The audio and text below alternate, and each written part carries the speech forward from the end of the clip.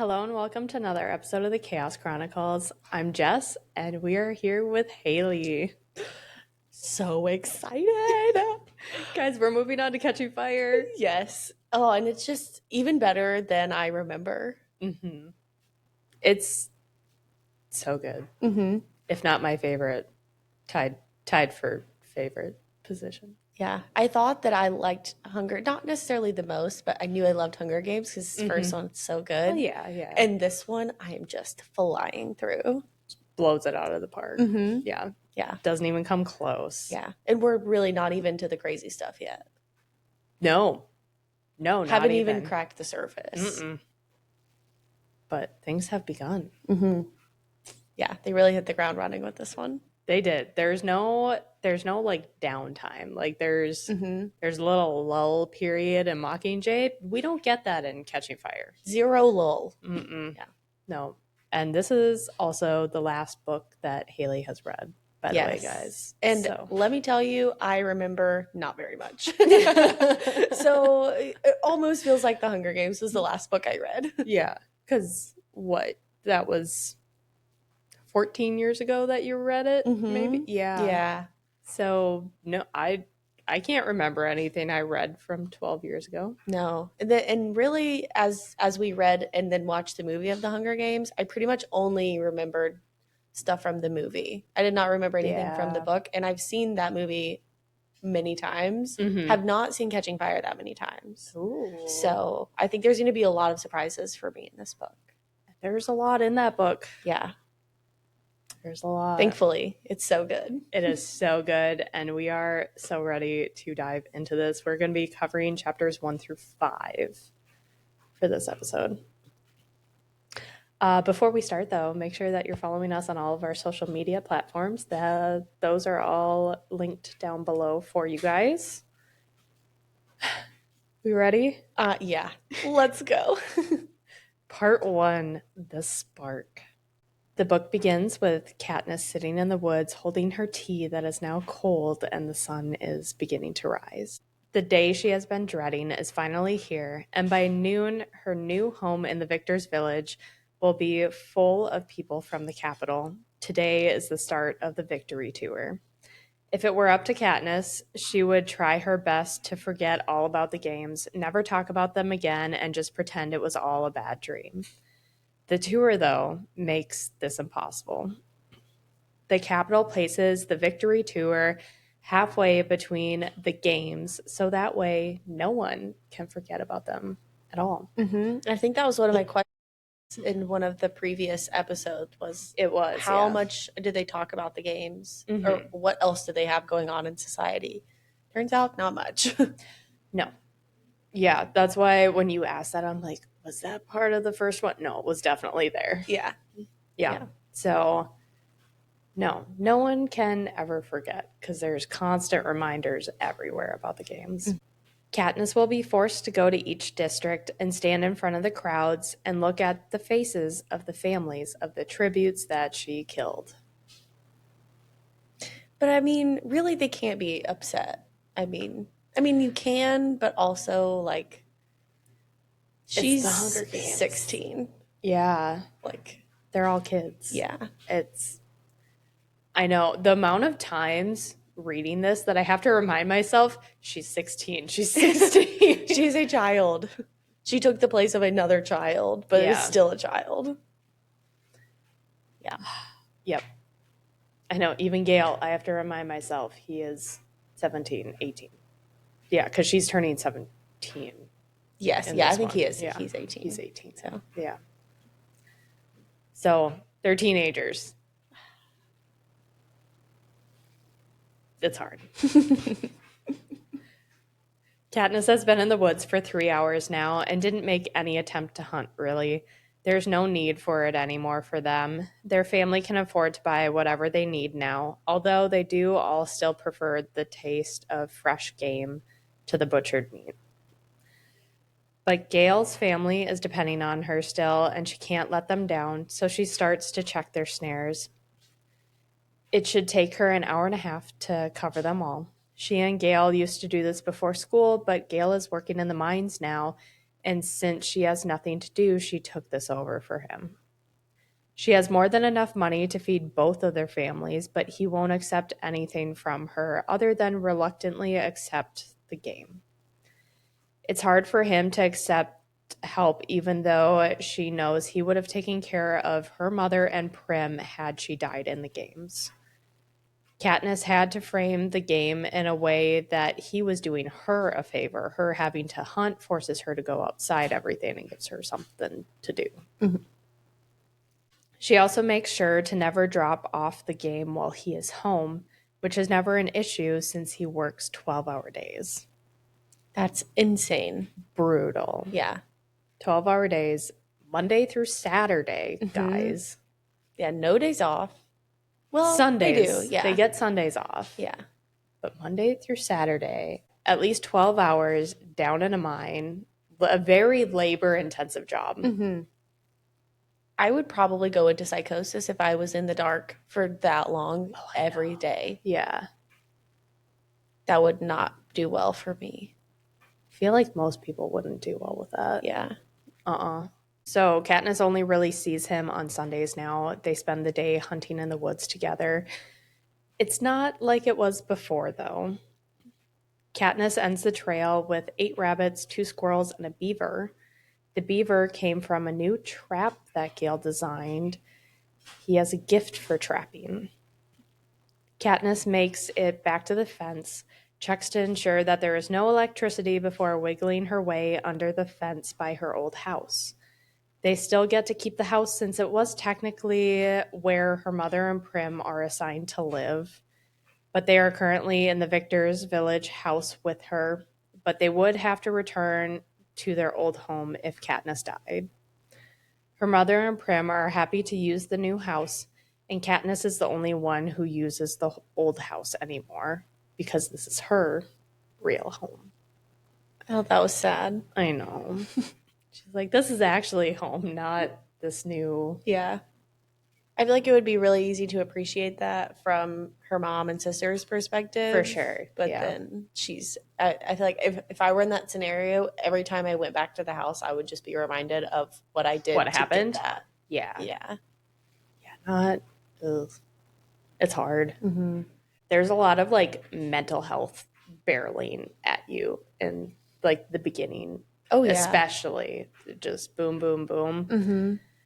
It's brutal. Yeah. And you see so many different aspects of it too, because hers, Peeta's, Haymitch's, it's all very different reactions to what they went through. And then obviously like their families and friends too. Yeah. So. Right. Exactly. Katniss goes to switch out her old hunting clothes into her newer, more expensive, less comfortable ones. She misses how things used to be. Sure, they were barely scraping by, but their life seems so much more secure compared to what it is now. She might be rich and famous, but she is also hated by the authorities in the capital. There is a wailing at the back door. It's Buttercup wanting to be let in. Just her and Buttercup at that old house. Hanging out, just chilling. The 2 grumpies get to be together. I know. He dislikes the new home in the Victor's Village about as much as she does and leaves as soon as Prim leaves for school. Katniss and Buttercup have a bond now. Katniss will let him in as she cleans her kills and will feed him the scraps. She even pets him, and he nudges her hand for more pets. Progress. Progress has been made. When she's done, she picks him up and brings him outside before leaving the house. She makes it to Gale's house and gives today's catch to Hazel. Katniss respects and likes Hazel. The explosion that had also killed her father killed Hazel's husband. She was left with 3 boys and a baby due any day. It wasn't even a week after the baby was born for her to be out and about looking for work. Luckily, she managed to get some laundry from merchants in town and was making some money. Gale was 14 at the time, and as the eldest, became the main supporter of the family. Hazel smiles when she sees the game and is excited to make a stew out of the beaver. Speaking of animals needing to be pet. Yes. Obviously. Every time I stop, she looks at me like, what are you doing? Yeah. Ruby, I don't know if she's in frame or not, but Ruby is demanding all the pets from Haley right now. Hazel has no problem with their hunting arrangement. Katniss points out not to forget about his pelt and then offers to take Rory out to learn how to shoot when she gets back. And then we have our first book quote, which I don't even have the book out. Is it up here? Yeah. Okay. Ta-da! Mine is page 9. I don't know what yours is. Probably like 25. Hazel nods. That'd be good. Gale means to, but he's only got his Sundays, and I think he likes saving those for you. I can't stop the redness that floods my cheeks. It's stupid, of course. Hardly anybody knows me better than Hazel, knows the bond I share with Gale. I'm sure plenty of people assume that we'd eventually get married, even if I never gave it any thought. But that was before the games, before my fellow tribute, Peeta Malark, announced that he was madly in love with me. Our romance became a key strategy for our survival in the arena. Only it wasn't just a strategy for Peeta. I'm not sure what it was for me, but I know now it was nothing but painful for Gale. My chest tightens as I think about how, on the victory tour, Peeta and I will have to present ourselves as lovers again. Did you find the page? Yes, I did. It was page 10. Okay, not too far off. Yeah, not too yet. far. Not yet. Katniss heads to the Hob next. She owes a lot to the people here. They would never tell her, but Gale said Greasy Say started a collection to sponsor her and Peeta in the games. I loved that. So cute. She's so cute. I love her. It was supposed to be just the Hob, but others found out and pitched in as well. She doesn't know how much they gathered, but she does know it was the difference between her living or dying. Katniss still finds it weird to enter the Hob without anything to trade, but she goes and stops at as many stalls as she can to purchase coffee, buns, eggs, yarn, and oil.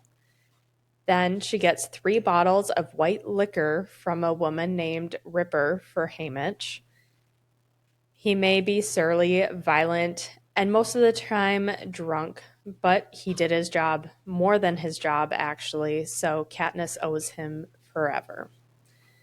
She's also getting liquor because a few weeks ago he ran out and they weren't selling any.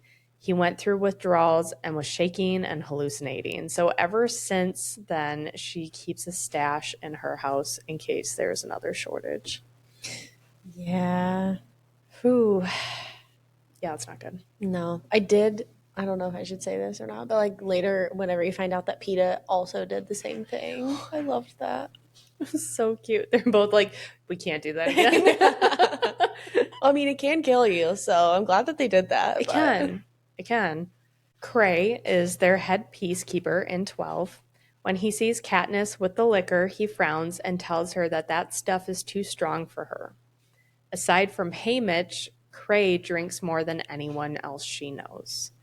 She tells him that her mother uses them for medicines, and he agrees it would just about kill anything. Mm-hmm. I'm sure it's strong stuff, whatever. I feel like it's moonshine. That's what I'm picturing too. I mean, it's my clear assumption. And obviously very strong. Clear and strong. And they're in the Appalachian Mountains. Yeah. It's got to be moonshine. It's got to be moonshine. Yeah. She makes it to Greasy Say's stall and gets a soup and bean mixture. While she's eating, Katniss's favorite peacekeeper, Darius, comes up to her. He doesn't seem much older than Katniss, probably in his 20s, has red hair, and is usually pretty funny. He asks if she should be on the train by now, and she informs him that they don't get here until noon. He teases her. Shouldn't she look better by now? Maybe a ribbon or something in her hair? Katniss assures him that she will be unrecognizable when they're done with her. Greasy Say asks if Gale will be seeing her off. He's not on the list. She did see him on Sunday, though. Greasy Say assumed that he would be on the list since he's her cousin and all. That was the lie that the Capitol came up with when reporters went to interview her friends and family. Everyone pointed them to Gale, but seeing as he's an attractive male, they have very similar enough qualities, and she and Peeta had a romance thing going on in the games. They decided that it would be better off if he were her cousin. Right. He's so good looking that they had to be related. Otherwise, it was going to be a problem. The amount of times that it is said in these books that Gale is very attractive, he is very good looking. And it's like, okay, I get it. I mean, great job with the casting is all I'll say. I mean, yes, of course. They did a good job. Katniss didn't know anything about the whole cousin thing until they got back home, and her mother told her her cousins couldn't wait to see her, and then turned to see Gale and Hazel. Greasy Say knows that they're not actually cousins, but a lot of people in the district seem to have forgotten that already. Which is so crazy because then you think about how brainwashed people get so quickly. So quickly. I mean, granted, it is also said quite often that they do look very similar. That is true. But also a lot of people in the seam in the district look similar. Yeah. And all these people know them very well. Yeah. Like they're there probably every day. Like they know these people before the games. Maybe they never knew their relation with each other. Maybe, but I feel like everyone there knows each because they all grew up together. All their parents knew each other. I think we keep thinking it's like a small town. That's a lot true. Bigger than what it is. There are actually a lot of people here. That's true. I mean, it is the smallest district. It's the smallest district, but also it still has over 1,000 people. So true. I don't remember how many. 1,800 comes to mind or something like that. Don't quote me. Yeah, I guess it wouldn't be that crazy to be like, oh, they were cousins. Huh, never knew. Yeah. But movie version, I think we just picture movie version and we're like, yep, that's the whole district right there. There's 20 people here. Yeah. No, that would be everyone knows everyone, blah, blah, blah. But that is kind of the Hobbs community. So yeah. I'm just thinking about my town. We know everybody. I know who you're related to. If you start dating your cousin, I'm going to know about it. If you start dating your cousin. So Greasy Say then hurries her out, tells her to not be late. By the time Katniss gets back to the victor's village, it has started to snow. The village is almost like an entirely different world. There are 12 houses, and each house is big enough to hold 10 people. 9 are empty. Both her and Peeta's houses have a warm glow to them.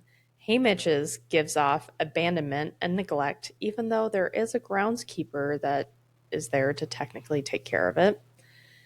She knocks on his door and enters. There is such a horrible odor to his place. He refuses to have anyone clean it, but he doesn't do a good job himself.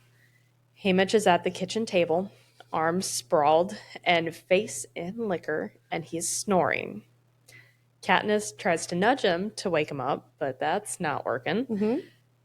So she opens a window and starts to make coffee when she decides to fill a basin of cold water and dumps it on his head, making sure to jump out of the way. Luckily, she did jump out of the way because he had a knife in his hand and was screaming profanities while slashing the air. Is there a reason he has a knife in his hand? I mean, is it just he trauma? Always does that? Trauma from the games? Yeah. I didn't know if I didn't know the backstory yet.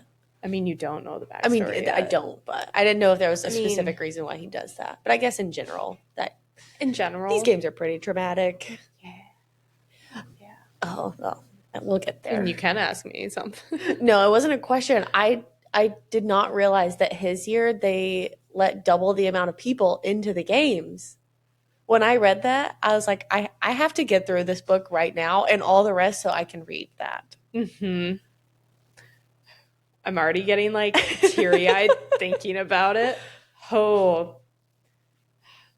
So there were 4 people from 12. There were 4 people from 12. That's crazy. Yeah.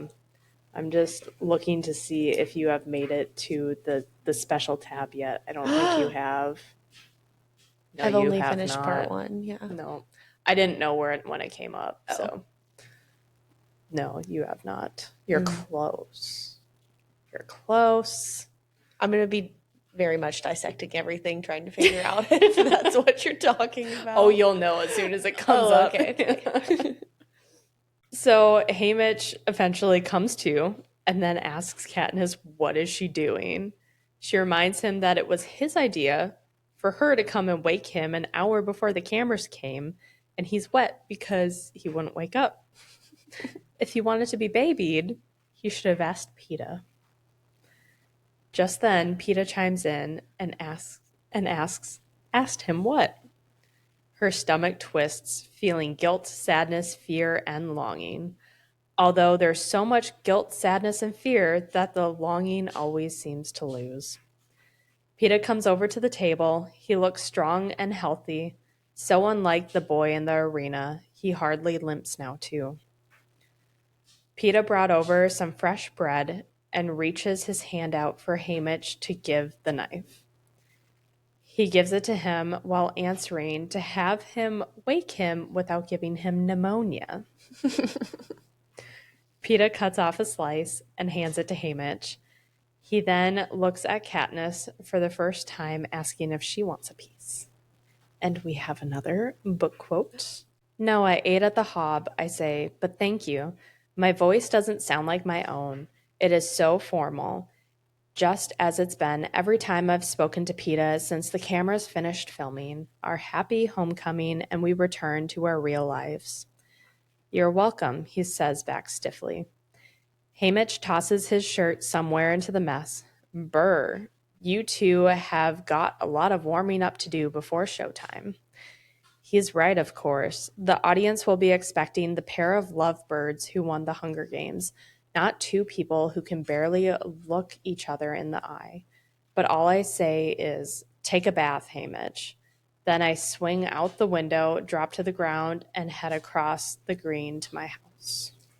The snow is already sticking to the ground, and she makes sure to kick her shoes before she goes inside since her mother has been working so hard to keep everything camera ready. I know everybody is picturing it right now. The cleaning madness that happens. Anytime anyone's coming to your house. Every nook and cranny. Yes. Has to be spotless. Yes. And shining. Yes. Because your guests are going to pick up your couch and look underneath it and make sure there's not a single piece of dust under there. They will. It's the first thing I do whenever I get to someone's I know house. You do. She barely takes a step inside and holds her arm. Katniss assumes that she's stopping her from tracking in the snow, but she sounds odd and laughs. It's just snow. She wants to know how her walk was. Katniss is confused. She knows where she's been all day, and then sees a capital man in the kitchen doorway, and to play off her confusion, tells her mom it was more like skating because it was so slippery. Her mother's face is pale. She's trying hard to hide the anxiousness as she informs her that someone is here for her. It's not Cinna. Her mother starts to tell her, but the man cuts her off and gestures for Katniss to go down the hall. She tries to reassure her mother, but as she walks down the hall, can't help but wonder, who is here, what do they want, and why is her mother acting like that? The capital man tells her to go inside the room. Quote, I twist the polished brass knob and step inside. My nose registers the conflicting scents of rose and blood. A small white-haired man who seems vaguely familiar is reading a book. He holds up a finger as if to say, give me a moment. Then he turns and my heart skips a beat. I'm staring into the snake-like eyes of President Snow. End of chapter 1. Also, snake-like eyes. And his book is The Ballad of Songbird and Snakes. Oh, yeah. Mm-hmm. She's so good. She's so good. Oh, my gosh. There's so many things that I just want to like blurt out right now, but I can't. I wish you could. I want to so bad. Soon. Yes. Chapter 2. It's jarring for Katniss to see President Snow here especially. He seems so out of place. What is he doing here? Is this normal for him to visit the victors before the tour? He only seemed to attend the celebrations in the capital, though, so that can't be it. She must be in some serious trouble. He always despised her for outsmarting the games, making the capital look foolish, and undermined him. She was honestly just trying to keep the two of them alive, and any act of rebellion was a coincidence. But when she went against the rules, she rebelled. Her only defense is she was driven by her love for Peeta. She knows that he could have killed her in a second and treats him as if he were a real snake. Staying still, eyes locked on him, and considering how to retreat. Quote, I think we'll make the whole situation a lot simpler by agreeing not to lie to each other. End quote. Katniss agrees in a surprisingly steady voice. President Snow smiles at her, and she notices that his lips are altered to be overly plump. His advisors were concerned that she would be difficult, but he knows that she won't be, and Katniss agrees. He continues that any girl who goes to such lengths to save herself won't want to throw it away, and she also has her family to think of. You know, her mother, sister, and those cousins. He clearly knows they're not related. President Snow invites her to sit and tells her about his problem that started when she took out the berries in the arena. Quote, if the head game maker, Seneca Crane, had any brains, he'd have blown you to dust right then. But he had an unfortunate sentimental streak. So here you are. Can you guess where he is? End quote. I didn't realize that we got that in the book. I didn't know we knew that the game maker was dead. Oh, yeah. Bye-bye. Yeah. We don't know how. I don't think we know how. No, it didn't ever say. But I did like that they put that in the movie because I know. Cruel. Of all the ways to do it. Yeah. Lock him in a room with some berries. Uh-huh. At least it was fast. Yeah, that's true. Hopefully. I mean, it was in the games. I would imagine it was the same for him. Now, in the book, maybe not. I know, that's what I was thinking. I'm like, hopefully he went that way and it was quick. Might not be. It might not have been. Yeah, those Capitol people seem to really enjoy his show, so I wouldn't be surprised if they tortured him. Yeah. Well, Katniss didn't say anything about, like, a live execution or anything. So at least, that's true. At least it wasn't there wasn't that. Yeah, at least there wasn't that. Katniss can imagine, so she nods and notices that the rose and blood scents are just growing stronger. Because of Seneca's decision, they had no choice but to let them play out this act. And she was pretty good with the love-crazed schoolgirl act. The Capitol was pretty convinced, but not everyone in the districts were. He knows she will have no knowledge of this, but in several districts, people saw the berries as an act of defiance and not as an act of love. Quote, and if a girl from District 12 of all places can defy the Capitol and walk away unharmed, what is to stop them from doing the same? What is to prevent, say, an uprising? End quote. There hasn't been one yet, but it's sure to come if things don't change. And uprising could lead to revolutions. This means that many people would die, district and capital both. And what would be left? If the capital goes down, the entire system would collapse. Katniss is shocked with how sincere he seems. Like his primary concern are the citizens. She knows that's not true and somehow manages to say, quote, It must be very fragile if a handful of berries can bring it down. End Girl, quote. you are supposed to be diffusing the situation. Not just, well, let me just make a little sassy comment right back to the president. Stop doing that. She doesn't know how. I mean, yeah, she's 16. Gotta remember, she's 16. 16. And very quick. Yeah, it's unfortunate that she's so quick-witted. Yeah. Be dumber. You need to be dumber. Just slightly slower, please. Mm-hmm. After a long pause, he agrees, but not how she thinks. There is an interruption. Katniss's mother wants to know if the president wants tea. He says he would, and her mother walks in with her wedding china set and sets it at the center of the desk. The tray has the teapot, cups, cream, sugar, and a plate of frosted cookies that could have only been done by Peeta. Quote, what a welcome sight. You know, it's funny how often people forget that presidents need to eat too, President Snow says charmingly. End quote. This seems to calm her mother a little, and she asks if he would like anything else. He tells her that this is perfect and thanks her. President Snow pours tea for both of them and adds cream and sugar to his. He is quiet and slowly stirs his tea, clearly waiting for Katniss to respond. Another book quote. I believe you. It doesn't matter. Your stylist turned out to be prophetic in his wardrobe choice. Katniss Everdeen, the girl who was on fire, you have provided a spark that, left unattended, may grow into an inferno that destroys Panem, he says. Why don't you just kill me now, I blurt out. Publicly, he asks. That would only add fuel to the flames. Arrange an accident, then, I say. Who would buy it, he asks. Not you, if you were watching. Then just tell me what you want me to do. I'll do it, I say. If only it were that simple. He picks up one of the floured cookies and examines it.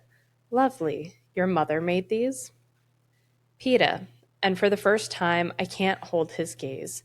I reach for my tea, but set it back down when I hear the cup rattling against the saucer.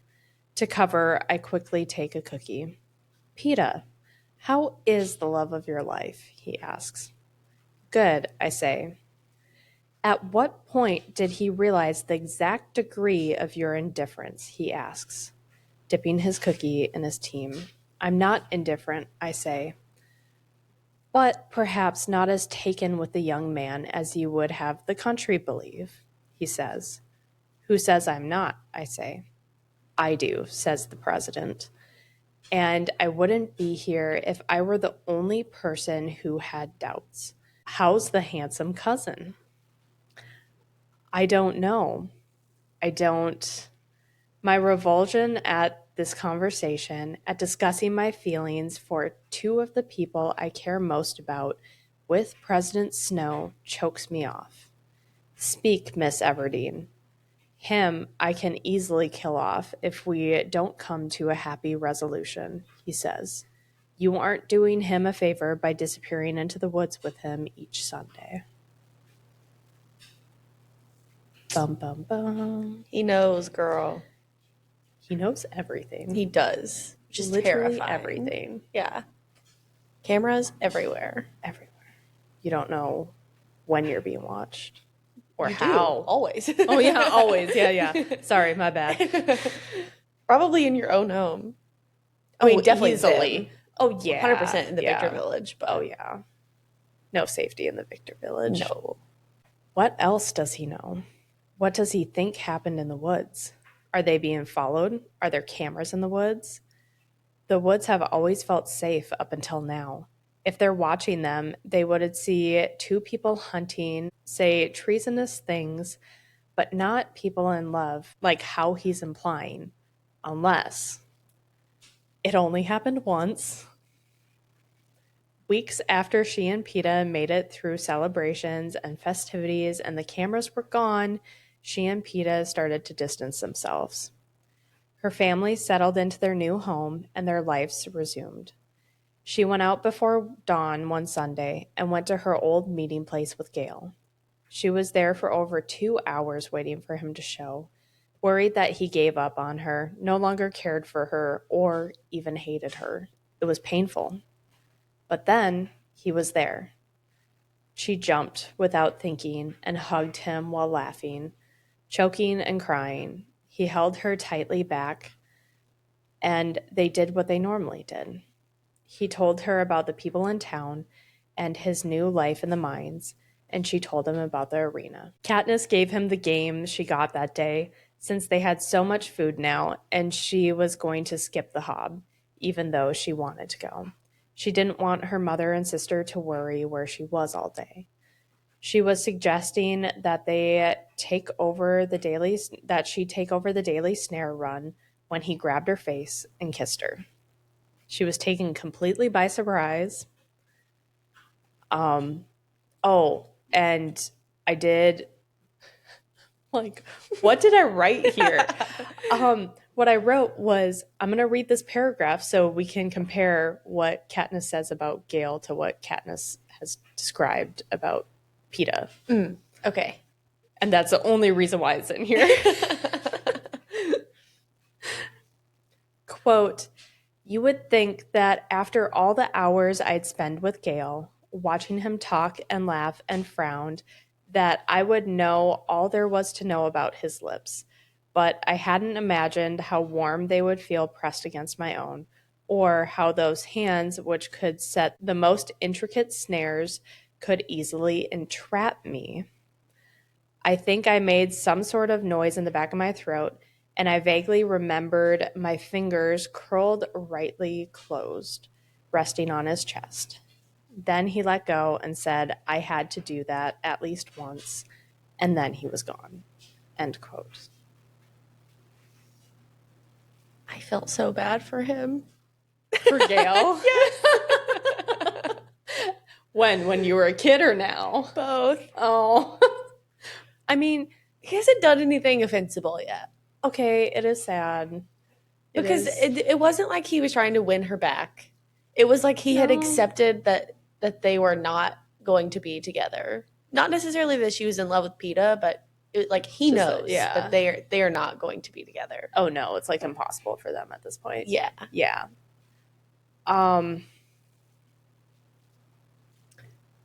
Yeah, but I thought it was interesting how she compared him to being able to easily entrap her. Mm-hmm. I was like, that was an interesting word choice. Yeah, not necessarily what I would want someone to describe me as. No. Yeah. Going to entrap someone, that sounds like very ominous. Yeah. Not warm and lovey-dovey, very like... But she said his lips were warm. Yay? I hate to tell you, I was kind of rooting for him again. Again? Haley, no. I know, I'm sorry. I felt like I was cheating on Peeta, but... That's okay. Up until this point, even at the end of part 1, I still like Gale. That's okay.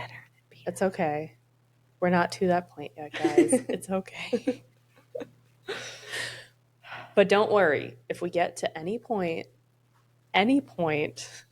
where Gale does something, I will let you know. Okay, we are not skipping it. I didn't think I had that option. You don't. Katniss sat by a tree for a while, trying to decide if she liked or resented the kiss. No, I don't think they should be together. I think if I were in Katniss's shoes, I would like him more than Peeta. You would like Gale more than Peeta? Yeah, but I don't think her and Gale should be together. They're not a good fit for each other. They're really not. Yeah. And I can't say anything right now. Because I'm over halfway through Mockingjay, so I really can't say anything right now. Yeah. Quote, "But all I really remembered was the pressure of Gale's lips and the scent of oranges that still lingered on his skin. It was pointless comparing it with the many kisses I'd exchanged with Peeta. I still hadn't figured out if any of those counted." End quote. Later that week, she started to drop the meat off from the snares to Hazel. She didn't see Gale, though, until Sunday. She had a whole speech prepared, how she didn't want a boyfriend, didn't plan on getting married, but she didn't have to say anything. He acted like it had never happened. He may have been waiting for her to say something or kiss him, but she decided to also pretend that it never happened. But it did, and he had destroyed whatever they used to have. They could no longer go back to their uncomplicated friendship, and she couldn't look at his lips the same way either. She had been so stupid to think that the capital would leave her alone once she got home. She may have not known about the uprising, but she knew that they were angry. Instead of being cautious, the president must think that she ignored Peeta and made it known to her whole district that she prefers Gale. And in doing this, it shows that she was indeed mocking the capital. Now Gale, his family, her friends, and Peeta are all endangered because of her thoughtlessness. And book quote to end the chapter. Please don't hurt Gale, I whisper. He's just my friend. He's been my friend for years. That's all that's between us. Besides, everyone thinks we're cousins now. I'm only interested in how it affects your dynamic with Peeta, thereby affecting the moods in the districts, he says. It will be the same on the tour. I'll be in love with him just as I was, I say. Just as you are, corrects President Snow. Just as I am, I confirm. Only you'll have to do it even better if the uprisings are to be averted, he says. This tour will be your only chance to turn things around. I know. I will. I'll convince everyone in the districts that I wasn't defying the capital, that I was crazy in love, I say. President Snow rises and dabs his puffy lips with a napkin. Aim higher in case you fall short. What do you mean? How can I aim higher? I ask. Convince me, he says. He drops the napkin and retrieves his book. I don't watch him as he heads for the door, so I flinch when he whispers in my ear, by the way, I know about the kiss. Then the door clicks shut behind him.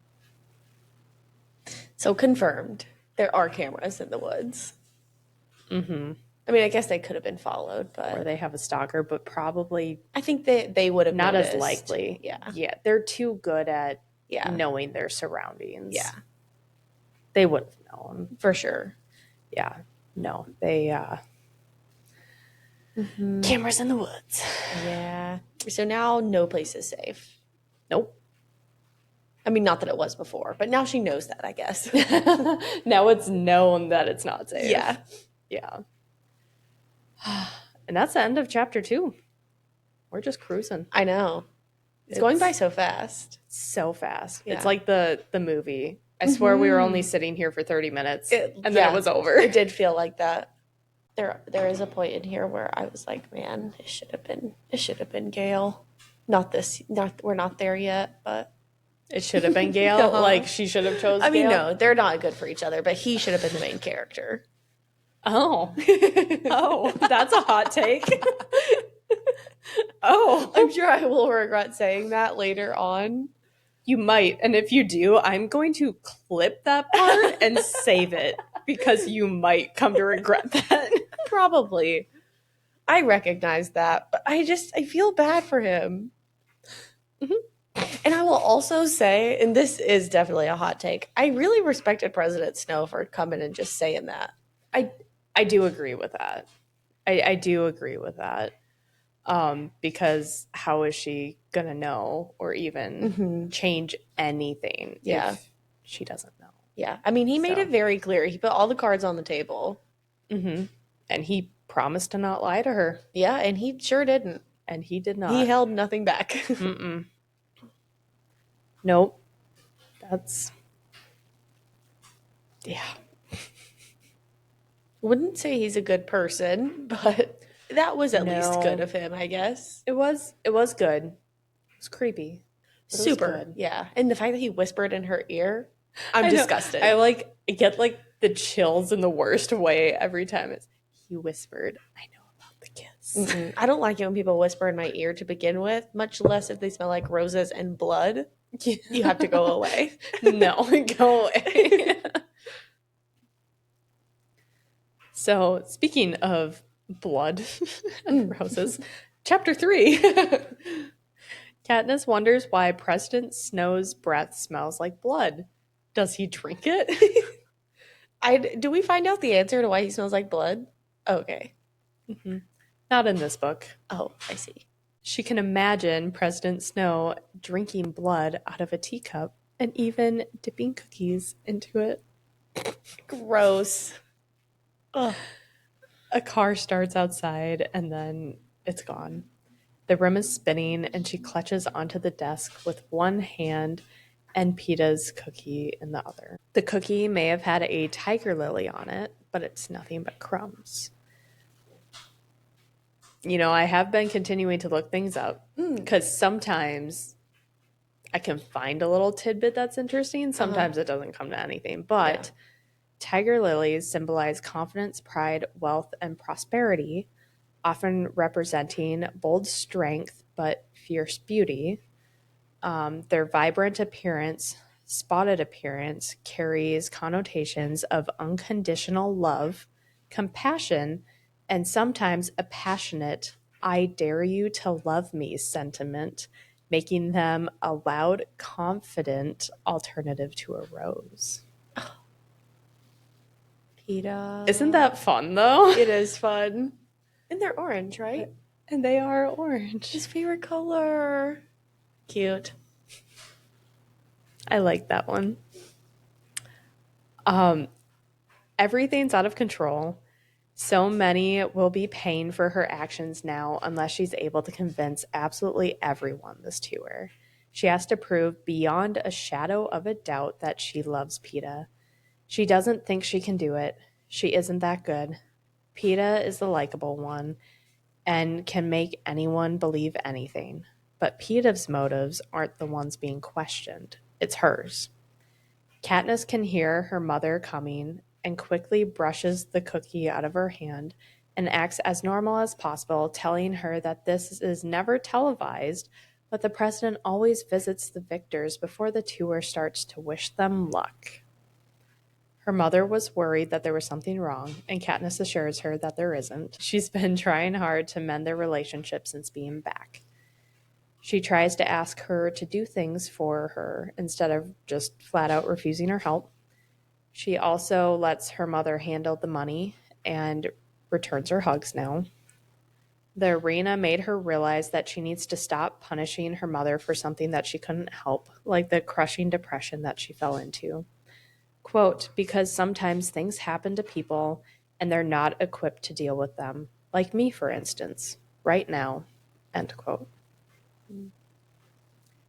She had also helped Katniss a lot when she got back. Some reporters asked her mother what she thought of Katniss's new boyfriend. Her response was, although Peeta was a model of what every young man should be, Katniss is not old enough for a boyfriend, and then gave a pointed look over to Peeta. There was a lot of laughs and comments of them being in trouble. Peeta responded perfectly too by dropping Katniss's hand and taking a few steps away from her. He's so funny. I love Book Peeta. Yeah, he is really good. Especially since, like, watching the first movie, like, there was no Peeta there. There was no, like... Yeah. You saw zero personality. Because he's pretty witty in the books. He is. He's funny, and he was very rebellious. He was not this little pansy boy that they made in the movie. They did make him, yeah. Yeah. I know. I can't believe how much my brain just auto filled in from the books to the movies. Because to me, it's all one Peeta. They're the same. And now, like, looking at it from, like, an analytical point of view, I was like, wow. Yeah. He's not really there. Yeah. I think, yeah, I would. A little bit, but not really. In some parts of the movie, you can kind of see his personality come out just a little, but it's by no means close to what was in the book. No, it's not. Obviously, this didn't continue, but this gave the two of them the ability to be a little more reserved. and also can partly answer why they've been apart since the cameras left. Katniss's mother drew her a hot bath with some dried flowers. She tried to decompress and figure out what to do. Could she even tell anyone about this? Her mother and Prim are out. They would just worry too much. Gale wouldn't be able to do anything with the information anyways. She might try to convince him to run away, but he would never leave his family or her. She will have to tell him why they can no longer have their Sundays together now. She can't tell him. He is so angry with the Capitol, he could start his own uprising. Katniss decides that she can't tell anyone who will be remaining in District 12. She could potentially tell Cinna, but he already could be in trouble being associated with her, so he's also out. There's Peeta, but how could she go about that conversation? And he would perform fine with or without knowing. Quote, that leaves Haymitch, drunken, cranky, confrontational Haymitch, who I just poured a basin of ice water on. As my mentor in the games, it was his duty to keep me alive. I only hope he is still up for the job. End quote.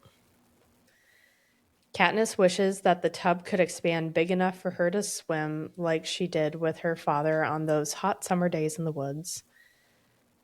Those days were so special to her. She didn't even remember learning to swim, but her father taught her when she was small. They would then hunt a duck and pick Katniss to bring home for dinner, which Katniss is like an onion plant. I think we established that already, right? Yes. Yeah. She had never taken Gale to the lake. She could have, no, it's a potato, not an onion. I thought it was an onion. Swamp potato. Oh, I think you're right. It's a swamp potato. Fairly confident. If not, someone in the comments will tell me. She had never taken Gale to the lake.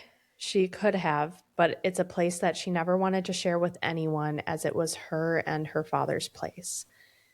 She has a lot of time now that she has visited it a few times to swim, but the trips were mostly depressing. There are suddenly cars honking, shouts, and doors banging shut, which means that her prep team is here. She gets out and gets on a robe before her prep team comes barging into the bathroom. Venya shrieks over her eyebrows. Octavia comforts Venya, saying that they can easily fix them. But he has nothing to work with, but they have nothing to work with because she bit all of her nails down to absolutely nothing. That's nothing acrylics can't fix. Right, yeah. I mean, yeah. You make fake stuff, but they probably, do they not have, I would, they have to have acrylic. I mean, they have eyelashes that are like out to here, it sounds like. Well, in the movies, they were like, yeah, they are like out to here. Katniss apologizes that she was worried about other things and then assures Flavius that she followed his request and no one has touched her hair since the day that she left. Her hair was very iconic in both the movie and the book. Oh, absolutely. Especially, I think book Katniss had a lot longer hair, it seems. Yeah. But I'm glad that they left the braid in, like her signature braid. Did you have the braid when these came out? I learned how to do the braid. I could do that braid before I could figure out how to do a regular French braid. I'm like, it's just easier. Was it easier? No. Absolutely not. But I was just like, I'm going to do this. Yeah, it's awesome. Same. They then all gave her a kiss, got her set up on a chair, and got to work chatting about how she should feel so lucky. It's her first year as Victor, and she'll be a mentor in the Quarter Quell. Katniss agrees in as neutral of a tone as she can manage. In a normal year, being a mentor to the tributes is the stuff of nightmares. I can't walk by the school now without wondering what kids I'll have to coach. But to make things even worse, this year of the 75th Hunger Games, and that means it's also a Quarter Quell. They occur every 25 years, marking the anniversary of the district's defeat with over-the-top celebrations and For extra fun, some miserable twist for the tributes. I've never been alive for one, of course, but in school I remember hearing that for the second quarter quell, the Capitol demanded that twice the number of tributes be provided for the arena. The teachers didn't go into much detail, which is surprising because that was the year District 12's very own Hamish Abernathy won the crown. Hamish better be preparing himself for a lot of attention, squeals Octavia. Hamish has never mentioned his personal experience in the arena to me. I would never ask. And if I ever saw his games televised in reruns, I must have been too young to remember it. But the Capitol won't let him forget it this year. In a way, it's a good thing Peeta and I will both be available as mentors during the quell, because it's a sure bet that Hamish will be wasted. That made me so excited to read the last book. And I did not realize how much of Hamish you get in the beginning of this book. You get a lot of Hamish in this book. Yeah. And I love him. I do too. Guys, I'm not ready. I'm not ready. I am. For now, anyways. Oh, for now. I'll probably regret saying that too. It's like, I remember, because I obviously pre-ordered the book long before it even came. Mm-hmm. And the day that I got it in the mail, I remember being like, I'm so excited for this book. I'm so ready. And like the first page, I'm like, oh, this is gonna be a book. From the first page? From the first page. Oh boy. Yeah.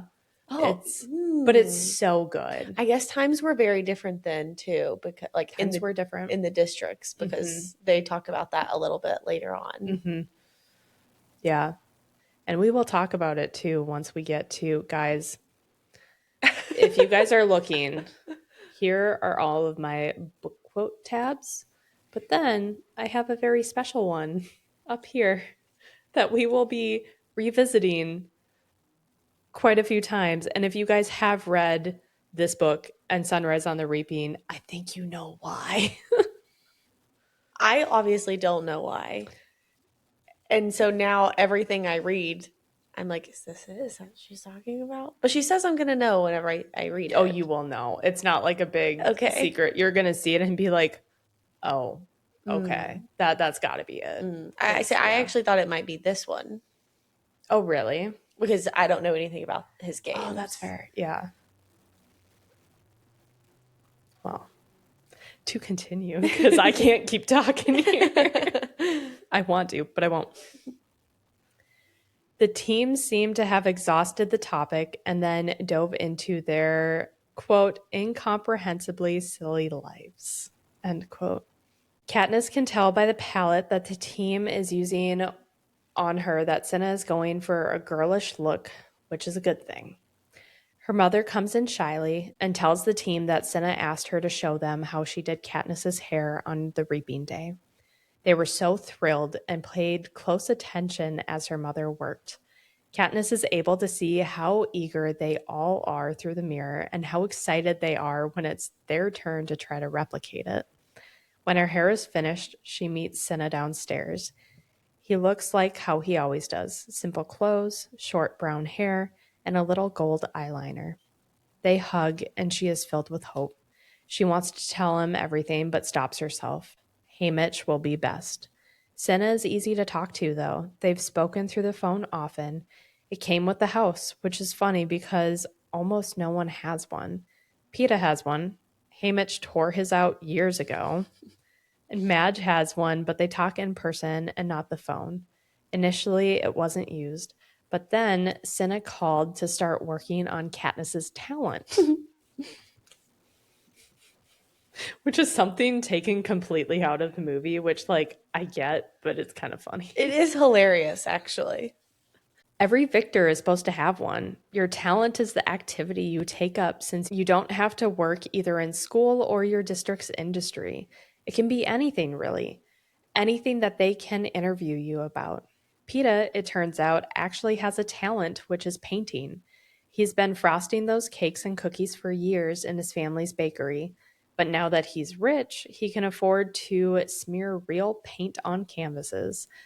I don't have a talent, unless you count hunting illegally, which they don't, or maybe singing, which I wouldn't do for the Capitol in a million years. My mother tried to interest me in a variety of suitable alternatives from a list that Effie Trinket sent her. Cooking, flower arranging, playing the flute. Can you imagine Katniss playing the flute? It's quite comical, actually. None of them took, although Prim had a knack for all three. No surprise. No. Finally, Cinna stepped in and offered to help me develop my passion for designing clothes, which really required development since it was non existent. But I said yes because it meant getting to talk to Cinna, and he promised that he would do all the work. Now, he's arranging things in my living room, clothing, fabrics, and sketchbooks with designs he's drawn.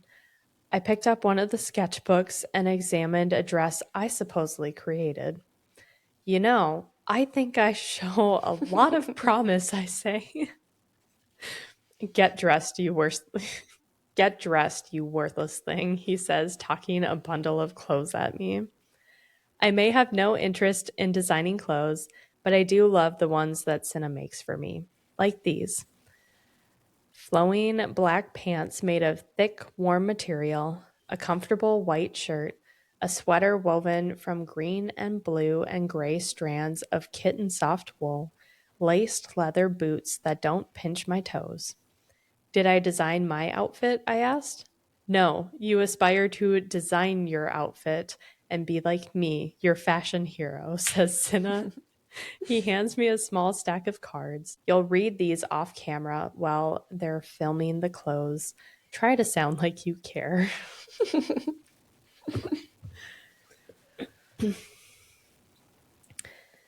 Effie pops in wearing a pumpkin orange wig and reminds everyone that they have a schedule. She greets Katniss and then gets her in position around the cameras that followed her in. Katniss then starts holding up outfits and says things like, "Don't you love it?" in a chirpy voice. She then is let out of the room for Cinna to take over. Prim was let out of school early for this, so she's in the kitchen with another crew being interviewed. She's wearing a blue dress with her hair pulled back. She leans forward slightly on her toes, looking like she's about to take flight. And it hits her, and suddenly Katniss is seeing Rue. She could fly from tree to tree. Katniss spirals. She didn't save Rue. She let her die. Who else will she fail to save? Who else will die? She is snapped out of her thoughts when Cinna puts a white fur coat on her and puts earmuffs over her ears. She's bringing them back in style. Katniss isn't a big fan of them, especially after she was deaf in one ear. The Capitol repaired it, of course, but still. Quote, my mother hurried up with something cupped in her hands for good luck, she says. It's the pin Madge gave me before I left the games. End quote. Cinna takes the pin and places it on Katniss's bright red scarf, just as Effie announces that they will be doing their first outdoor shot, where the victors will greet each other before starting the trip. She then reminds Katniss that she's very excited, so big smiles, and then shoves her out the door. The snow is really coming down now, and she sees Peeta and can hear President Snow in her head saying, "Convince me." She starts walking to him, but then starts running. He catches her, spins her around, then slips and falls into the snow with her on top of him. And they have their first kiss in months. She can feel the steadiness of Peeta, though, and knows he won't expose her no matter how badly she hurt him. He's still looking out for her, just like in the arena. She then helps him up, and the rest of the day is a blur until the train's pulling out, and she changes into pajamas and a robe, and then waits for everyone to go to sleep. She's waiting to talk to Haymitch alone. He doesn't like to sleep when it's dark, so he'll be up for hours. Finally, she makes her way to his compartment, and he answers, reeking of wine. He already knows that she has bad news. She tells him that she has to talk to him, and the train starts braking. They're about to refuel. Katniss isn't sure that it's safe, so she points out how stuffy the train is. Haymitch immediately understands. He knows what she needs. He makes his way down the hall and opens a door and falls to the ground. A Capitol attendant rushes to him, but he waves her off, saying that he just needs fresh air and will be back. Katniss apologizes for him being drunk and assures that she'll go get him. Haymitch brings her past the end of the train so they won't be overheard, and she tells him everything, the visit, Gale, and the threats. Quote to end the chapter. His face sobers, grows older in the glow of the red taillight. Then you can't fail. If you could just help me get through this trip, I begin. No, Katniss. It's not just this trip, he says. What do you mean, I say. Even if you pull it off, they'll be back in another few months to take us all to the games. You and Peeta, you'll be mentors now, every year from here on out. And every year they'll revisit the romance and broadcast the details of your private life. And you'll never, ever be able to do anything but live happily ever after with that boy. The full impact of what he's saying hits me. I will never have a life with Gale, even if I want to. I will never be allowed to live alone. I will have to be forever in love with Peeta. The Capitol will insist on it. I have a few years, maybe, because I'm only 16, to stay with my mother and Prim. And then. Do you understand what I mean? He presses me. I nod. He means there is only one future. If I want to keep those I love alive and stay alive myself, I'll have to marry Peeta. I'm just saying, it is crazy that her first thought was, I could never have a life with Gale. I get it, but also, is it like the whole, you don't really want something until you're told you can't have it? Probably. Yeah. I mean, she wasn't really interested before, but say I had a plate of cookies right here and you weren't interested. You just walked by them and sat down. And then all of a sudden I told you, hey, Haley, you cannot have one of those cookies. We're fighting is what's going to happen. Ooh, I can make you a cookie after this, though. I will accept. But yeah, I think it's just the carrot dangling in front of her face. I'm sure, yeah. Because she really is not interested in Gale. No. I mean, she said that the kiss, she was talking about how he could easily entrap her. I know, that's why I had the quote there, because I was just staring at him like, that's the word you chose. That is the word of all the words to describe a kiss. We're going to choose entrapment. Yeah. Not great. Not a positive, I would say. No, I wouldn't say that that's very positive. Chapter 4. Haymitch and Katniss make their way back to the train in silence, and he walks her back to her room and tells her that she could do a lot worse. Katniss gets into bed and goes over everything in her head. It's all true, even the fact that she could do a lot worse than Peeta. But that's not what bothers her. One of the few freedoms they do have in 12 is their right to marry or not marry who they want, and that has been taken from her. President Snow could even insist that they have children, and they would also have to face the reaping. Victor's children have been reaped before, and it generally causes a lot of excitement. Quote, but it happens too frequently to just be about odds. Gale's convinced the Capitol does it on purpose, rigs the drawings to add extra drama. Given all the trouble I've caused, I've probably guaranteed any children of mine a spot in the games. End quote. And she's probably correct. Not only because the Capitol would love it, or the people of the Capitol, but also some payback. For sure. She thinks about how Haymitch lives. He chose to basically put himself into solitary confinement. Could it be because being in the arena, he knew it'd be better than risking the alternative? She got a glimpse of what it could have been with Prim, but she could at least take her place. As a mother, she wouldn't be able to do that. She's desperate to find a way out of this trap President Snow put her in. She'd try to run away, but not sure if she could go undetected. Also, it's unlikely she could get everyone to go with her. If it came to it, she would take her own life. Eventually, she decides now is not the time for it. She has to focus on the victory tour. She is woken by Effie around dawn and then heads into the dining car. Today is purely a travel day, but she is informed that her makeover yesterday was just to get her to the train, and now they have to give her the works for the tour. The works. I mean, let's just be glad that they are not actually doing surgery, because it's been mentioned multiple times. It has been, yes. It may be cold in 12, but it's not in 11, which is their first stop. Katniss would rather start in any other district because this is Rue's home. But the tour generally starts with the highest district and works its way down to 1, skipping the victor's district and then to the capital. The victor's home is saved for last to have a celebration in their square. Hazel had told Katniss to enjoy the food, and she tries. They prepare her favorite meal, lamb stew with dried plums. They also have orange juice and hot chocolate. She eats a lot, but she can't say that she enjoys it. It's just her and Effie at the moment. Peeta and his team are probably still asleep since Peeta doesn't require the same prepping that she does.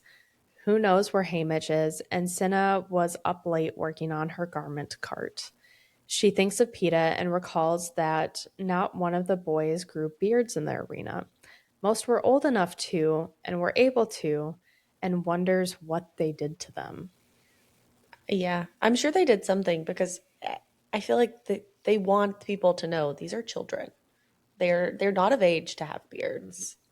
Well, it's also like, I don't know, something about being freshly groomed is... They like the clean, look. Yeah. So they don't want them, a whole bunch of teenagers growing scraggly beards, but like, what did you do? That too. I do feel like part of it is the child. Like, they want them to look like children. Yeah. There's a reason there's an age cap on the Hunger Games. I know. Just so sad to think about. Yeah. Katniss's prep team then enters, drinking coffee and sharing colorful pills. She is sure that they never get up before noon unless there is some sort of emergency, like her leg hair. Right. Full emergency. They go to work, and Flavius is disappointed that Cinna won't let them alter her. Octavia agrees that they could have really made her something special. I would love to know what exactly their plans were with her. I know. Well, that's what Katniss is thinking too. Venya is sure that they'll have to let them once she's older. Katniss's head swirls. What would they do to her? Dye her skin, blow up her lips, give her cat whiskers? Probably all of the above. All the above. She's definitely getting some eyelashes. Top fashion.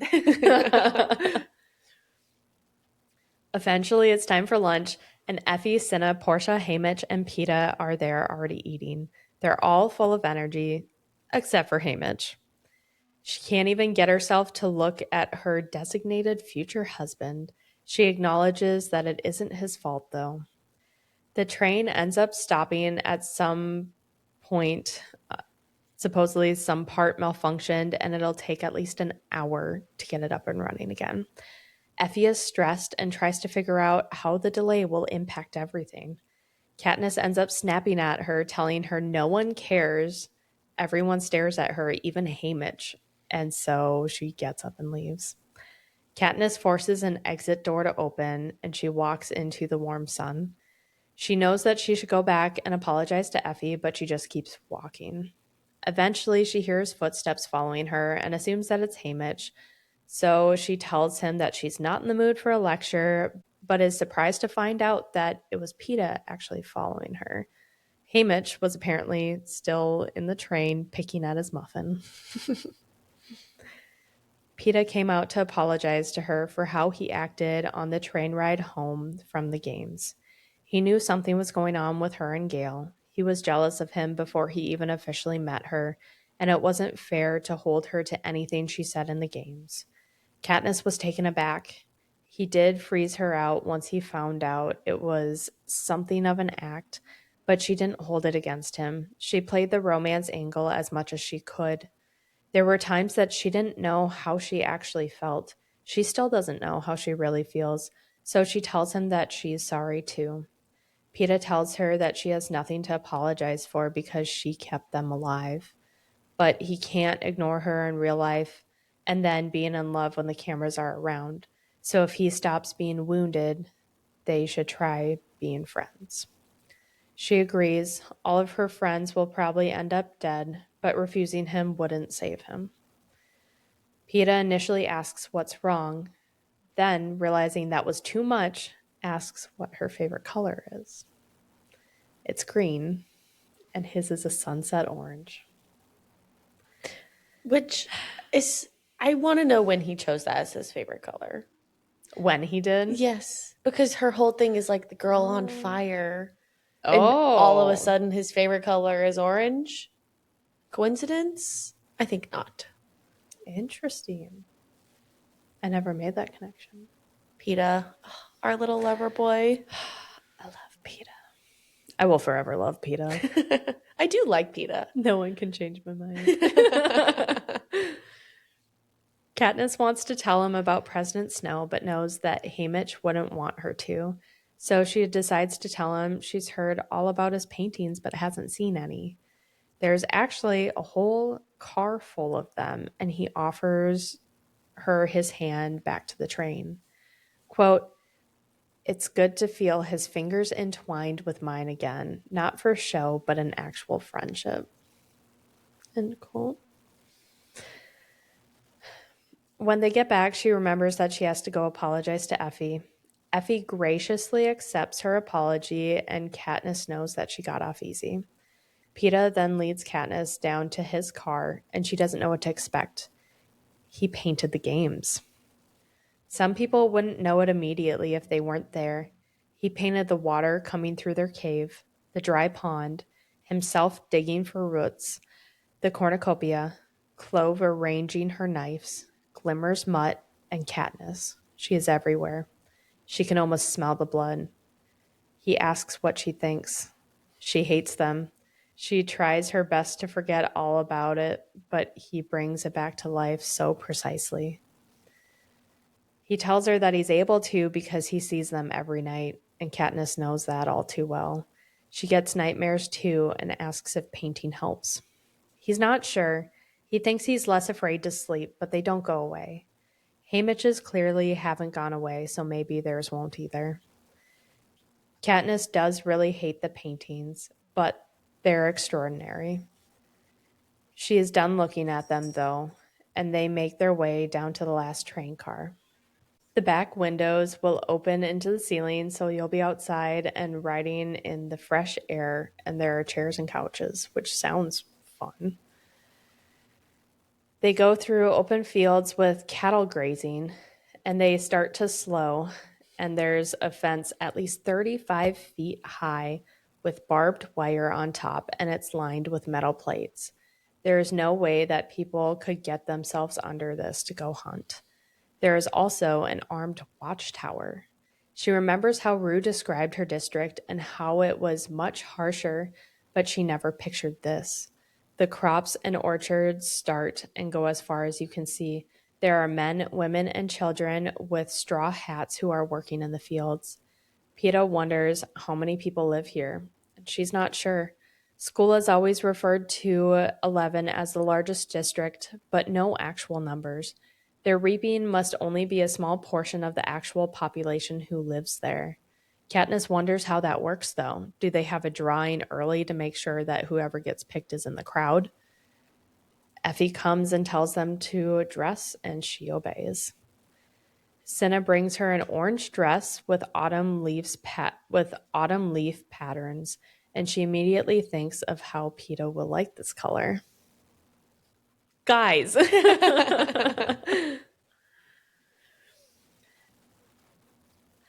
Effie sits them down to go through the schedule for the day. They will be introduced. The mayor of 11 will read a speech for them, and they will say their scripted thank you response by the Capitol. It is good form that if you had any alliances with the tributes from this district, you had a few personal comments. Katniss tried multiple times to write something down about Thresh and Rue, but wasn't able to. It's hard for her to talk about them and gets emotional when she talks about them. Peeta does have something written, and they can tweak to work for both of them. As they arrive, Cinna puts her pin on her dress. There isn't a welcome party to greet them, just 8 peacekeepers who put them into the back of an armored truck. Effie is shocked. They're being treated like criminals. They are brought to the Justice building and hurried inside. The anthem begins, they get mic'd up, and Peeta takes her hand. Effie reminds them to smile as the door opens, and Katniss reminds herself that she has to convince everyone. There's a special platform, as usual, at the bottom of the stage for the families of the dead tributes. There's an older woman and a tall, muscular girl who she assumes is Thresh's sister. Rue's parents are on the other side, eyes full of sorrow, with her 5 younger siblings who look just like her. The district's applause dies down. The mayor gives a speech, and 2 girls come to hand them flowers. Peeta says his part of the script, and she finishes it. He also put a personal comment on the card, but he didn't bring it out. He speaks of Thresh and Rue, how they made it to the final 8, how they kept Katniss alive, and therefore kept him alive, and they can never repay it. After hesitating, he continues that although this can't replace what they've lost, they would like for each of these tributes families to be given 1 month of their winnings for the duration of their lives. The crowd gasps. Katniss doesn't even know if it's legal. He probably doesn't either, and that's why he didn't ask. A month of their winnings could provide for a family for a whole year. As long as they live, they won't go hungry. When Peeta gives Katniss a sad smile, she's reminded of how Haymitch tells her that she could do a lot worse. Quote, "At this moment, it's impossible to imagine how I could do any better. The gift is perfect. So when I rise up on tiptoe to kiss him, it doesn't seem forced at all." End quote. The mayor presents them with large plaques, and the ceremony is about to end. One of Rue's sisters is staring at her. She might be around 9 and looks exactly like Rue, even how she stood. She doesn't look happy, not because she didn't save Rue, but because she hasn't thanked her. Katniss is full of shame. If Rue had won, she wouldn't have not said anything. She has to support her actions in the arena. She just stumbles forward, asking for everyone to wait. She wants to give the thanks to the District 11 tributes. She only spoke to Thresh once, and he spared her life. She didn't even know him. She respected him, his power, and his refusal to team with the careers. The older woman, who could be Thresh's grandmother, raises her hand, and Katniss sees a hint of a smile. The crowd is silent. She turns to Rue's family next. She felt like she knew Rue, and she'll always be with her. She sees her in everything beautiful, the yellow flowers in the meadow, the mockingjays in the trees, and also in her sister Prim. She thanks them for their children and then tells the crowd, "Thank you for the bread." Katniss stands, feeling broken.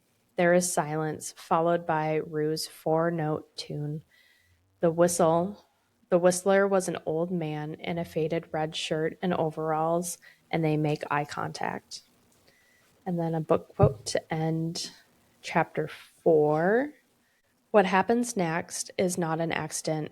It's all too well executed to be spontaneous because it happens in complete unison. Every person in the crowd presses 3 middle fingers of their left hand against their lips and extends them out to me.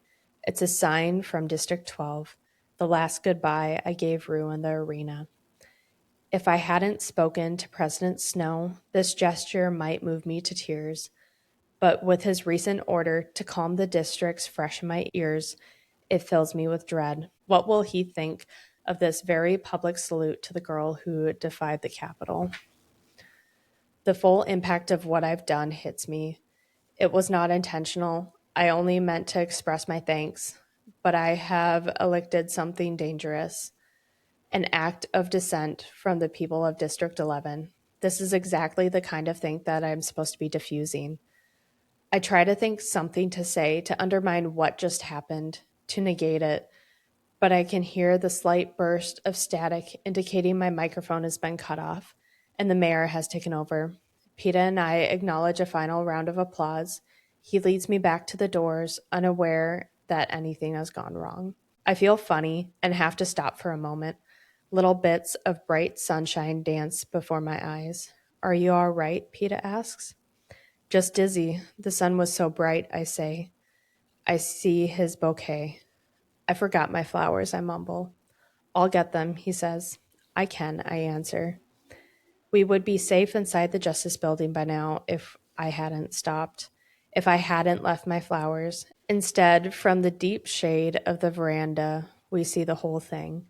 A pair of peacekeepers dragging the old man who whistled to the top of the steps, forcing him to his knees before the crowd and putting a bullet through his head. Not good. No. Really not good. And I mean, obviously, they know that the government is very corrupt. I mean, they hold the Hunger Games every year. Yeah. But up until this point, in her lifetime, anyways, she hasn't talked about any like public executions or them outright killing people. No, because District 12 at this point in time is very chill. Very lax on the rules. Yeah, it's the forgotten about district. No one really cares.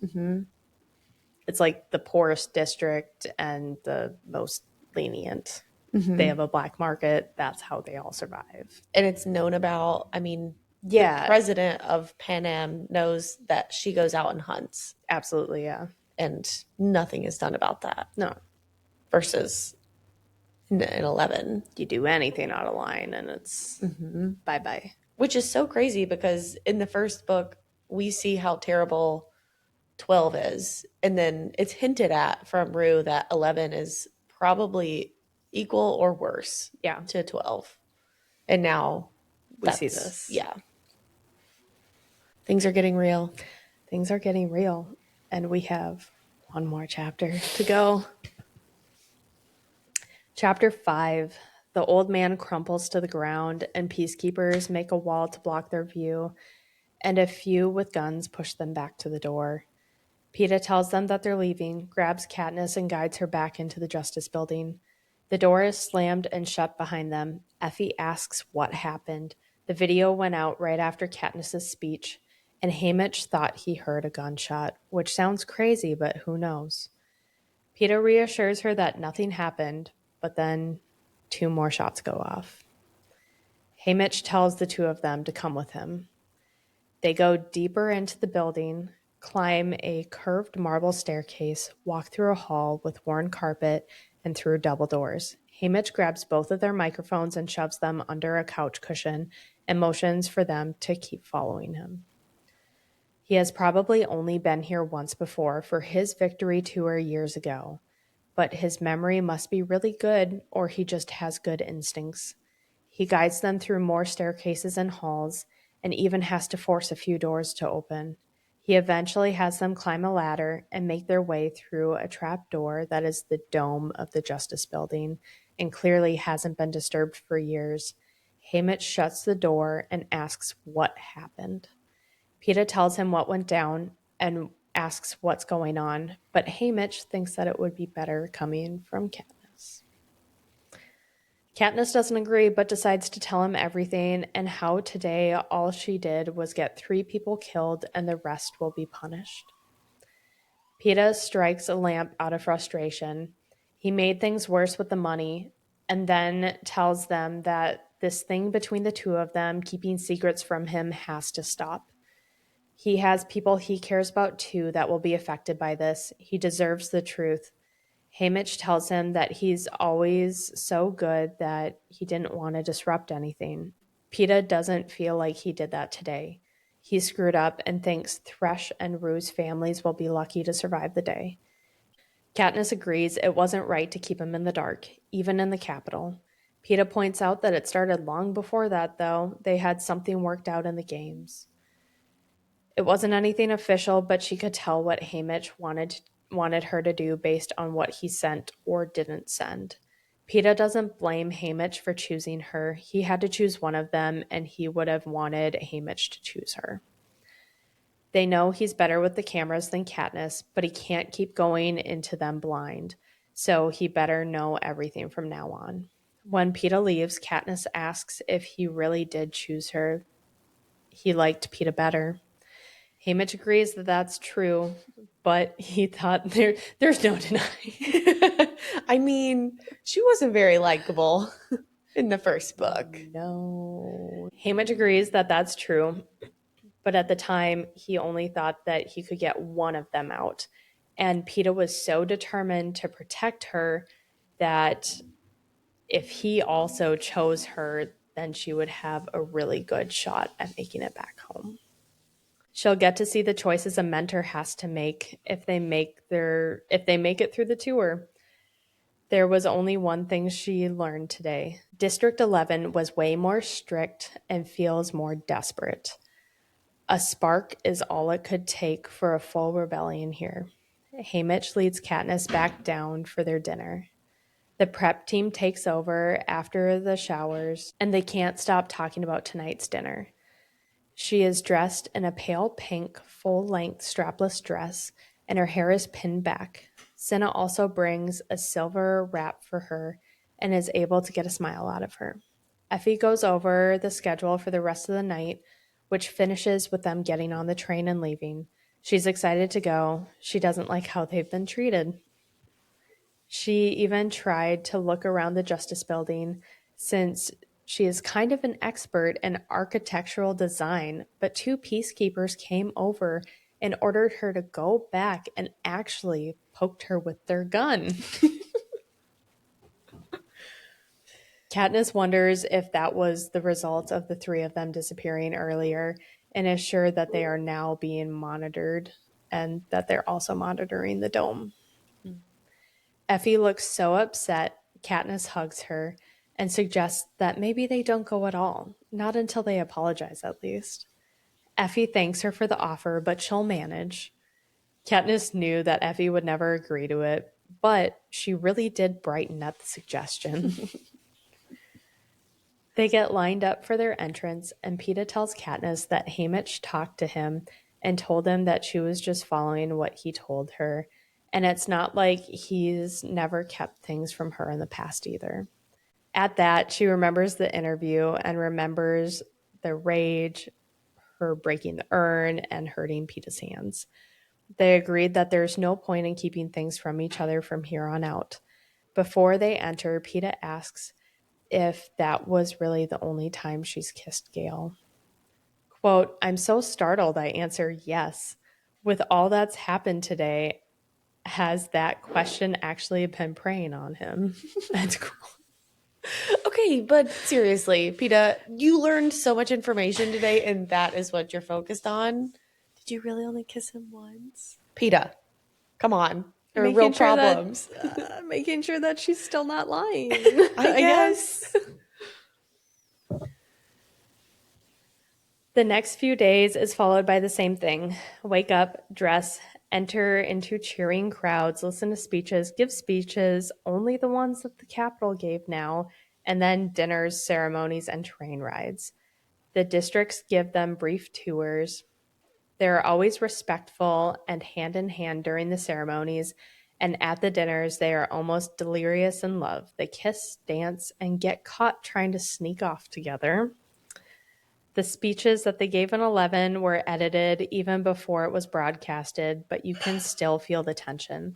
In 8, 4, and 3, the crowd is full of high spirits, but under that you can see the fury, and when they chant their names, it's more of a cry for vengeance. The peacekeepers would try to quiet the crowd. They just press their backs to them. Katniss knows that there's nothing that she could ever do that would change this. During the tour, Cinna has to start taking in her clothes, and the prep team stresses over the bags under her eyes. Effie even gives her sleeping pills, but they don't do anything for the nightmares. Peeta spends a lot of the night roaming the train. He hears her scream from the nightmares and will wake her, since the pills make it hard for her to wake by herself. Once he calms her down, he climbs in bed with her and holds her until she falls back asleep. After this, she started refusing the pills, but they continue the sleeping arrangement. Effie brings up this to her as a problem, and Katniss promises that they'll try to be more discreet about it. And she secretly hopes that somehow this will get back to President Snow. But also, why is that a big... I guess they're children. I keep forgetting. They're 16. 16, 17 at this point, yeah. I get it, but... That's like their whole thing. They're supposed to be the star-crossed lovers, so... Yeah. Did you expect anything different? Yeah. I don't know. Districts 2 and 1 are awful. Cato and Clove were from District 2, and they had a shot of both coming home, and she was solely responsible for the deaths of the District 1 tributes, Glimmer, and then learns the boy's name was Marvel. Then it's off to the capital. Here, they don't have to try to convince anyone of their love. They actually believe it. They're back in their old training center quarters, and Katniss suggests a public proposal, which Peeta agrees, but then disappears. Haymitch tells her to leave him alone. Katniss is confused. She thought that this is what Peeta wanted. Haymitch tells her it's different. Peeta wanted it to be real. They go on stage that night and make it through their interview with Caesar. His color theme is midnight blue. Eventually, Caesar asks them about their future, and Peeta gets down on one knee, pours his heart out, and begs her to marry him. Katniss, of course, accepts. The crowd is hysterical, and Caesar is beside himself. And then book quote to end the chapter and this episode. President Snow himself makes a surprise visit to congratulate us. He clasps Peeta's hand and gives him an approving slap on the shoulder. He embraces me, enfolding me in the smell of blood and roses, and plants a puffy kiss on my cheek. When he pulls back, his fingers digging into my arms, his face smiling into mine, I dare to raise my eyebrows. They ask what my lips can't. Did I do it? Was it enough?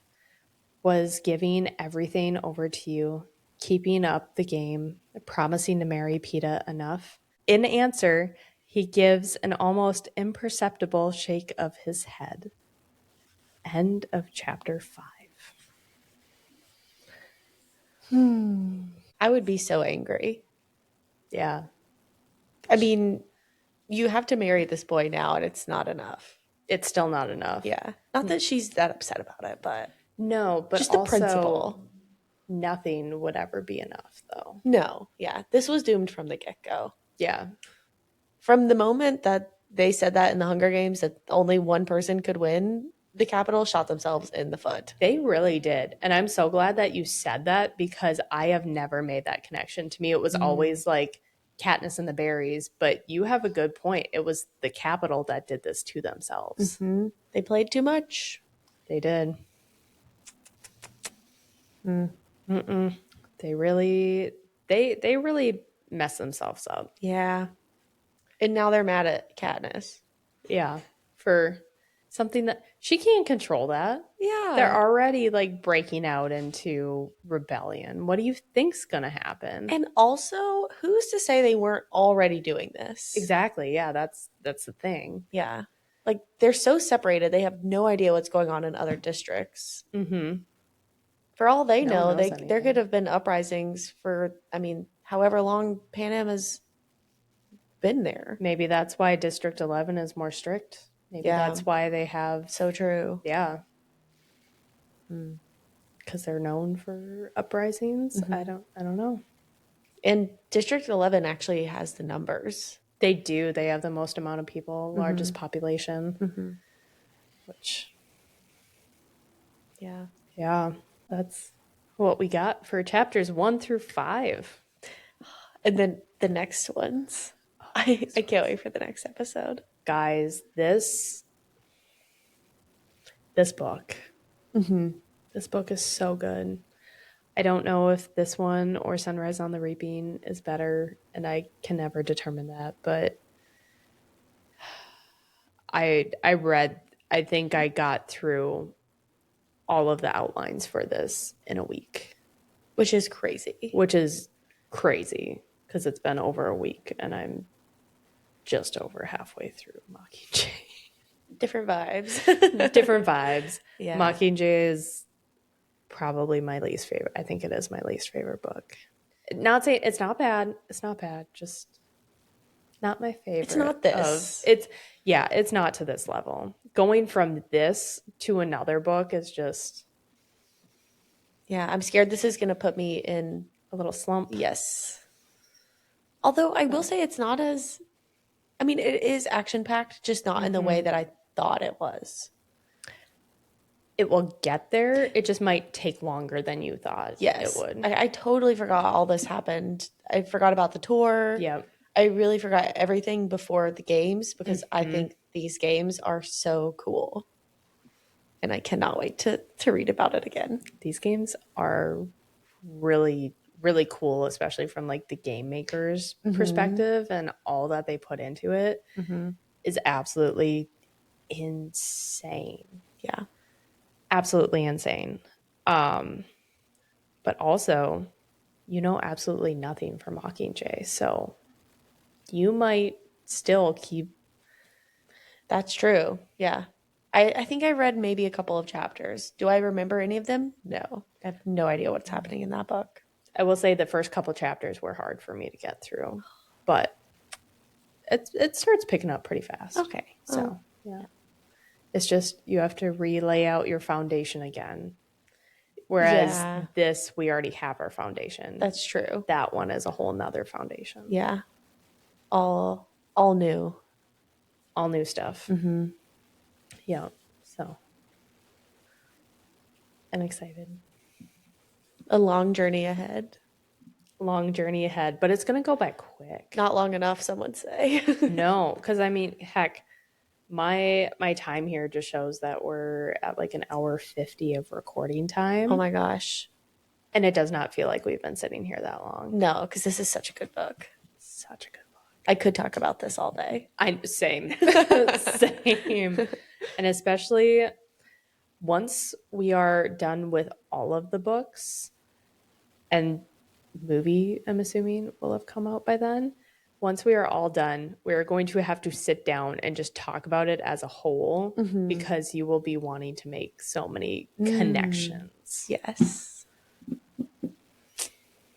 I can't wait. I can't wait for you to point things out, and I'm going to be like, oh, I see now. And that's why some quotes here to you might not seem like why are you just saying this seems random, irrelevant, but anyways. Yeah, just this one random sentence. What does that have to do with anything? But it comes back. It'll come back. It'll come back. I can't wait. Yeah, some of these one of my friends also from back home loves Hunger Games. And so I'll take a picture and send it to her and be like, what the heck? How did I not see this? I can't wait to get to that point. You will get to that point. Yes. Well, thanks for hanging out with us for almost 2 hours. I don't know what editing time will be for you guys, but yeah, make sure you're following us on all of our social media platforms, and we will see you next time for the rest of part 1 of Catching Fire. I know, it's going by so fast. So fast. But we'll see you next time. Bye. Bye.